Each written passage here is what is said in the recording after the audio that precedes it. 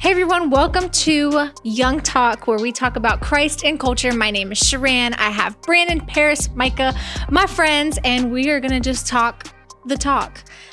First off, before we started recording, one of our production guys, Gage, was roasting our outfits. So shout out to Gage. I'm so offended. He said, I look like a grandma. And I said, boy, you wear the same sweater every day. I don't want to hear it. And he roasts himself by saying, well, my mom washes this sweater for me. So, Shout out to mom. Shout out to mom. Yeah, shout out to mom. Okay, Cassie. Some of us don't have that no more. Speaking of outfits, I would just like to point out me and Micah are unintentionally matching. And Gage. Gage, come here. Come show him your drip. You got hot top. And his shirt he be wearing every day. Look at this guy. Hey, What a That's guy. a fly shirt though. That's a fly shirt. What a guy. They didn't tell me anything about the shoe thing because I'm like way off on Nah. uniform there. Look at that. It's Y'all okay. killing it. I forgive y'all. Being involved in the youth ministry, you find random things around the church. And I found this button, Oh, my Lord. and I was quite excited. Oh, It Did you take the batteries? Wait, push it. there we go. We may Okay. have to use this. So if someone says something. It's that family feud button. Okay, today, let's get into it. I want to talk about, well, first I told you guys we're going to talk about being a decent person, but I kind of want to rephrase it now that I'm thinking about it, is how not to be a jerk. Okay. Maybe that's a good Mm. Oh, that's good. Being a decent person. I think Mr. Pizza. we can pause it. Please get that in there. Sorry, guys, we had to cut for just a brief moment because our pizza guy came. So here's our pizza. We're get out of the shot. All right, It's the pole. that's important. We'll take care of that after this Sound episode. good. But back to what we were saying. Personalities. Let's talk about that. How you were raised sometimes will define your personality. And I think at a certain point, the way that you treat people, the way that you act, sometimes it may need to change.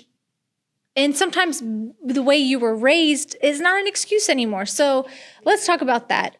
Just being a decent person, being a nice human being. I think with this, I want to just talk about like from what I've seen, and I'll just go straight to kind of the part where you said how you're raised and whatnot. Just watching my I want to say my dad specifically and my mom. Like I've seen them deal with some difficult people, and I'm even as a kid, I'm like, there is no way like that they can have that type, and it just stems from just I would say I learned patience from them and adapt two things: patience and just adaptability. Yeah. So, because you're going to meet various personalities, you're going to meet people with different mindsets, and they just contrary to who you are and how you live. So when there's situations and conflicts arise, I learned to take them for what they're saying or what they're doing, and then just give them what my math teacher used to say, benefit of the doubt. Right. He's like, I'll give you. I remember it like from. But yesterday, like it was yesterday, every time somebody would mess up, be bad in his class, he was like, but I'm going to do this, give you a demerit or give you this, but then I'm also going to give you, and he had this accent, benefit of the doubt. I'm going to give you benefit. I'm doing it terrible. But he was like, I'm going to give you the benefit of the doubt. man. And so I don't know why, from an eighth grader, even now, every time I've encountered a situation where I felt like someone was a little difficult or they could have done this, said this better, they could have they could have handled the situation a little easier or more decency. I think about, hey, give them the benefit of the doubt because of X, Y, and Z. And then, of course, my parents with being patient and being adaptable. I think that those things set you up for people to like you, just being others focused. I think that when you look outside yourself and consider others' backgrounds and the situation as it is, as a whole, it allows you to be just open-minded and patient to respond, because we tend to react out of flesh. Like our flesh wants to react. Right. But I feel like when you slow down and consider some things, it allows you to respond. And respond is not based on emotion. Responding is based on, the facts. Like, hey, I see this, but this is what I know I see, but this is how I'm going to choose to interact with it. Yeah. Yeah, that's really good. That is good. Well, let's talk about. That pizza smells good. It's throwing me off. Distracted right now. Sorry, I'm just gonna hold my nose. No, I like what you said about working with difficult people. I had a teacher also that said you're going to come in contact with people that are sandpaper people. And I was like, I don't know what that means. But she explained it as they're not going to rub you the right way, okay? Just you got to learn to just push through, and you're going to have those people sometimes in your life, and it's better just to It's better. just let it go. There's another Let it go. scripture we used to go.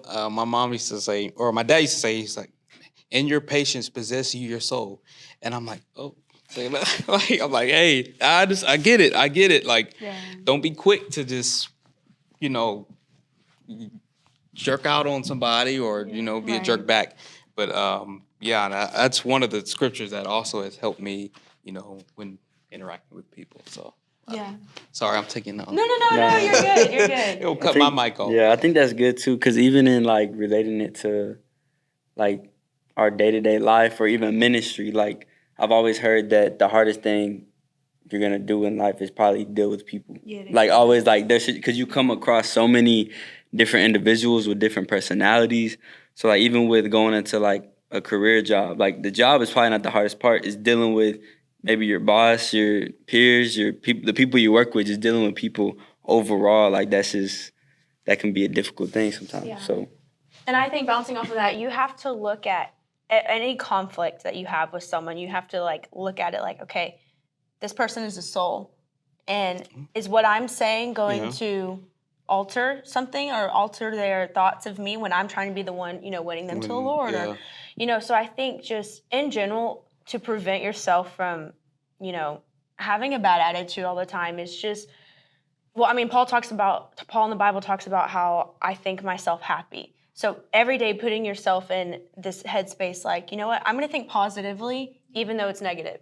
Just thinking, there's going to be some good that comes out of this. There's going to be some good that can come out of this situation. I think just being very positive, just in general, can, keep you from, That's so true. I have to verbally tell myself sometimes, like if something goes wrong in my day, it could be something small, it could be something big. I'll say, if this is the worst thing that happens to me today, I'm going to be okay. Yeah. Because there are so many things that could go really bad in my day, but a nail in my tire, I'm going to be okay. And if that's the worst thing that happens, great. I'll take it. Dealing with people, I like that we touched on that. One of my favorite quotes is, people will not remember what you said to them. They may, if it's really good. But they're going to remember how you made them feel. I think Maya Angelou said that. And I really try to remember that because, and then here's another quote. To quote my husband, who quoted his mother, be interested, not interesting. That's a really good thought to have with any conversation that you have, whether it be at work or school or. I'm gonna throw out, just say, man, if in a relationship, man, nobody wants to date no one or go on a date with somebody that's constantly talking about themselves. Yeah. I know I wouldn't. I mean, that's there's no way. So I'm just gonna go down that route with it. I think that when you invest in someone organically in a unique way, honestly, I think. No, let's go away from relationship. Let's just talk about like winning souls. I kind of like that. Nobody's gonna want to probably go to your church or be convinced that you serve a God that's worried or loves others, died for others, if they can't see within you. You're consumed with yourself. Like, Yeah. like, because if like, man, you talk a lot about God, but like, you seem a little self-centered. Like, how are you so self-centered or given this persona that you're just all about you? Yeah. But you're telling me that, I love others. Like I come to my church, we do small groups, and they're for other people. And it's like, yeah, those small groups, just them and themselves, like just me, myself, and I, like that's. So I think that investing in others is letting them know that you're interested in them. Like just taking the quote right from what you said. And make other people feel the way that you want to feel. Like, think about yourself in that situation. Like, would you want to hear someone talk about themselves all day long? You're like, no. Make someone feel seen. And I think that's just the bottom line is how would you want to feel in a conversation, in a, whatever. So I think a harsh lesson that you need to learn as a young adult and even as an older teen is the world does not revolve around you. And it's a hard truth. If you want to feel special, live for Jesus. He'll make you feel real special. Serve others. That'll make you feel real special. I mean, the most influential person that ever walked the earth served others. It wasn't, anything complicated. Yeah, and I would say going off of that too, of what y'all said is like I've came in a lot of contact with like young adults and like college students at the school and just having conversation with them. It's not always like, and I think a lot of people like what Brandon was saying about saving souls and like doing ministry, it doesn't always look like, oh, like the first thing that comes out of your mouth is, you want to come to church with me? Like, why you don't even know the person, like you don't even know their name or like what they, like, so starting off in a conversation, like getting to know the person, like truly, like being interested, like into their, like trying to get to know about them, like building that relationship with them. So when you do invite them to church or to a small group or anything of that nature, they're like, oh, I know him, he's cool, like yeah, I'm down to go, so just being interested in that actual, like in that person's life rather than just trying to do a checklist. Oh, I did ministry today because I invited someone to church and I forgot their name. Like what? So it's just, I've been in a situation too where they've had these, I don't want to talk down nobody, but they had like these little ministry things at our school, and there was this guy, he came up to me and he was like, hey man, like what's your name, this and that, and he tried to get me to do like their Bible study or whatever, and I was like, man, I'm okay, like I'm good. I went inside to get something to eat, and like 5 minutes later or 10 minutes, I walked back out, and he asked me the same thing, and I'm like, bro, I just seen you, like you just talked to me. He was like, oh, I'm sorry. So like to me, that was just like what, like yeah, are you really being like being intentional, or are you really like, I don't know like the word, but to like he was just trying to just get a checklist. Let me ask these people and see how many people come. Like he forgot my name. He wasn't interested to ask me like how my day was or like just ask about just different things, trying to get to know me as a person.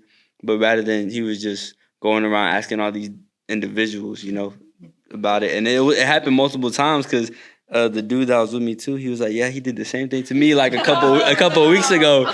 And I'm just like, man, like what are they doing? So I think like just an overall like something to take away from it is when you're doing ministry or even trying to get to minister to someone, like getting to know them for who they are and actually what are they like. You don't always have to bring up, oh, you want to come to church with me, the first conversation. You don't always have to, it doesn't always have to lead to that, but eventually it will, like when you get to know them and all those things. I was with I was with the group of guys that when I was younger, and they were rowdy, but they were like the popular group, man.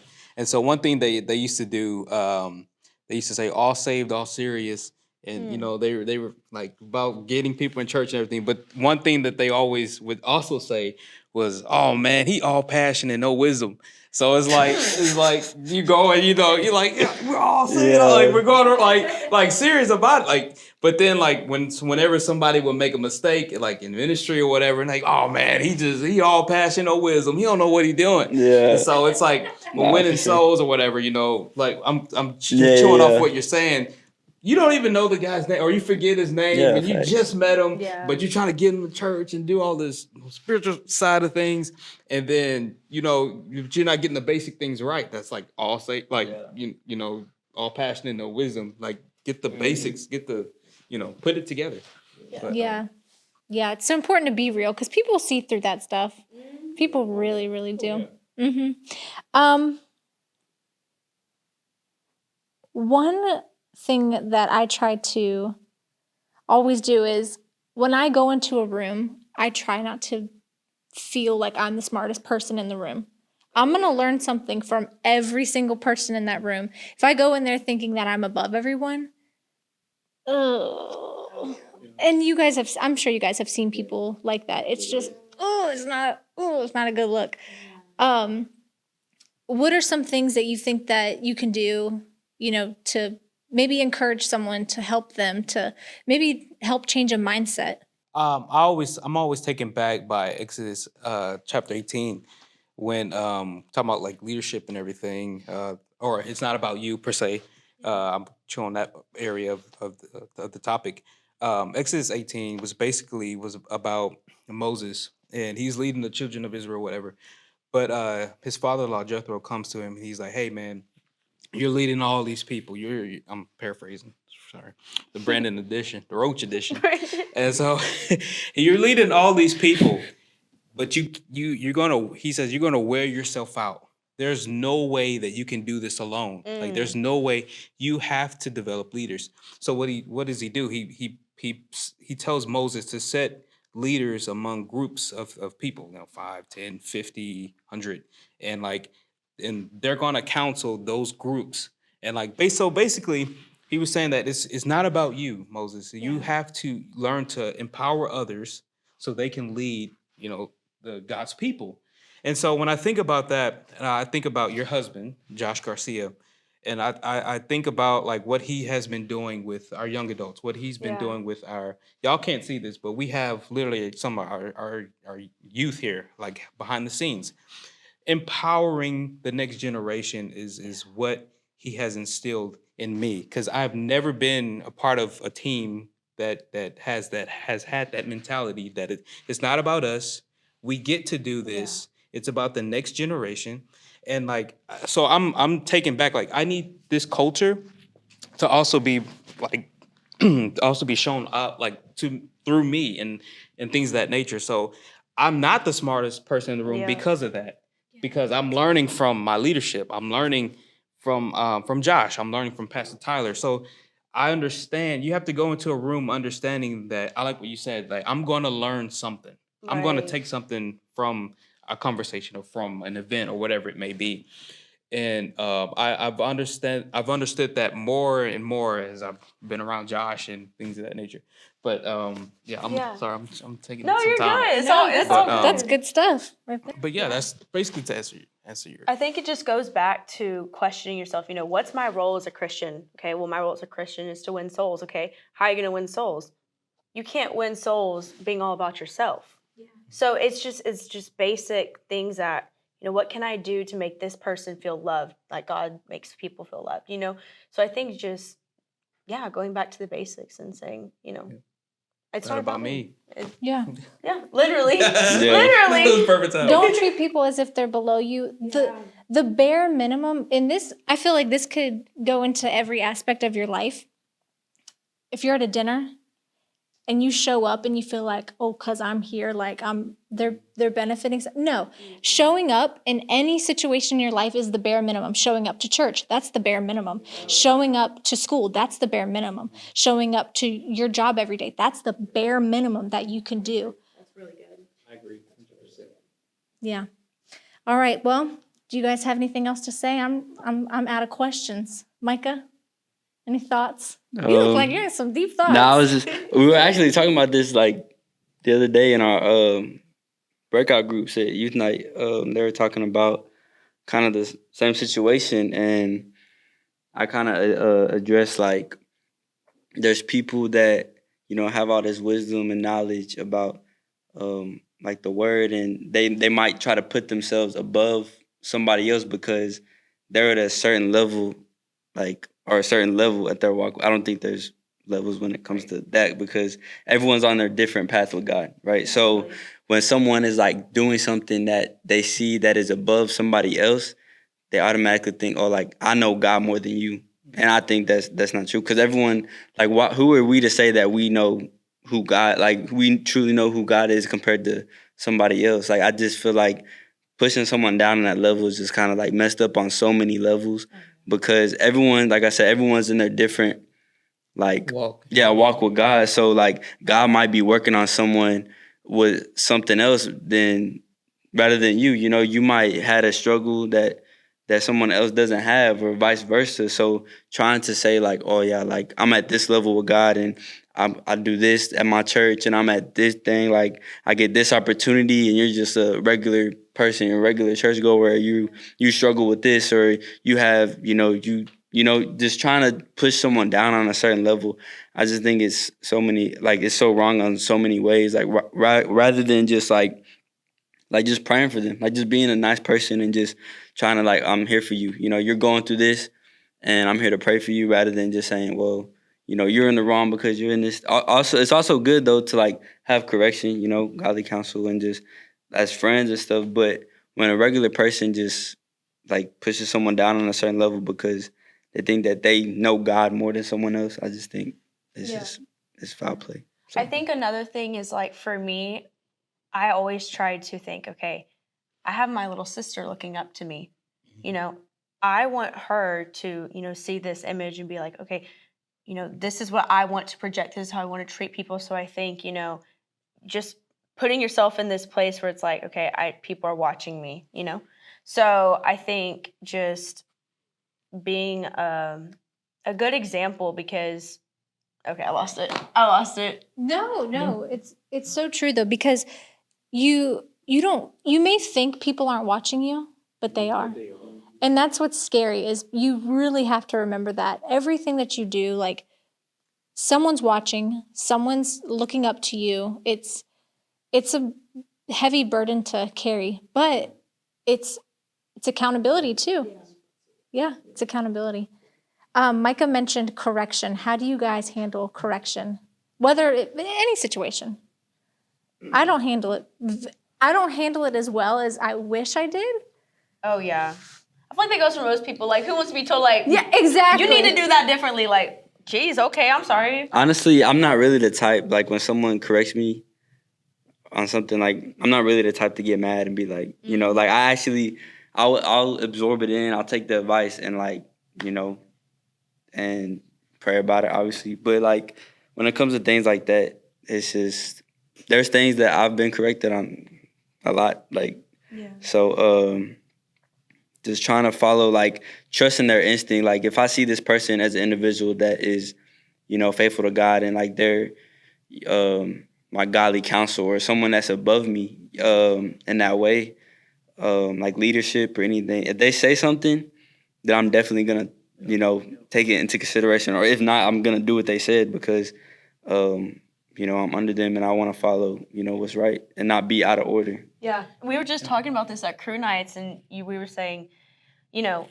put people in your life who can give you tough love and correct you. And I think if you're not surrounding yourself with people who are going to give you tough love, then you're going to end up in this place where you're not growing. Yeah, I believe that too. There's a scripture, Proverbs, that says, "Pride goes before destruction, a hearty spirit before a fall." I believe that, like, when you decide that you don't want the correction, or even conviction, I think that sets you up for to be prideful, to think you know it all, to operate within your flesh.